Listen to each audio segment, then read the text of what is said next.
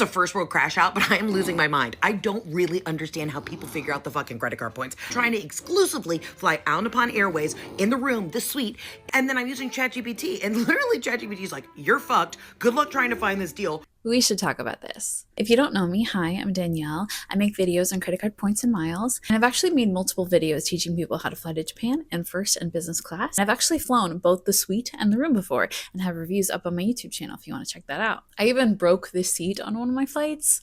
Yeah, I think you should just go check out the video after this one. Now, I totally understand where Heather's coming from. My last trip to Japan was this past October, and it was the first time in 6 trips to Japan where I was not able to find first or business class availability at all on the flight there. And I consider myself kind of an expert on this. More people than ever are getting into the points and miles game. There are over 162,000 visitors per week to the Award Travel subreddit. And so this, of course, means everyone is fighting for the same seats. And if someone who's friends with Brian Kelly, aka the points guy, can't figure this out, things are looking pretty rough. So here are my top 3 tips I have when booking business or first class awards to Japan. Number 1 is know your release dates. Depending on what points currency you're using, seats are released at different times. If you're using ANA miles, for instance, the seats are available 355 days out. But if you're using, let's say, Virgin Miles or United, one of the partners of ANA, those award seats are not released until about 330 days out from the flight. So know that going in. Now, if you can't plan your trip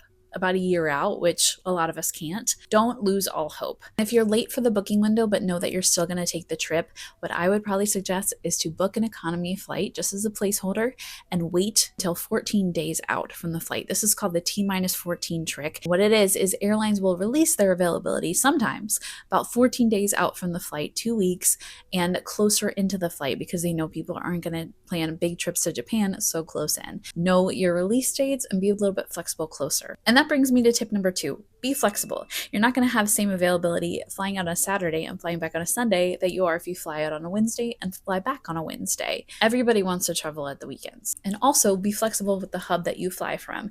Now, this is a little bit specific because Heather is wanting to fly the suite or the room. And as of right now, those only fly from JFK, Chicago, San Francisco, and London.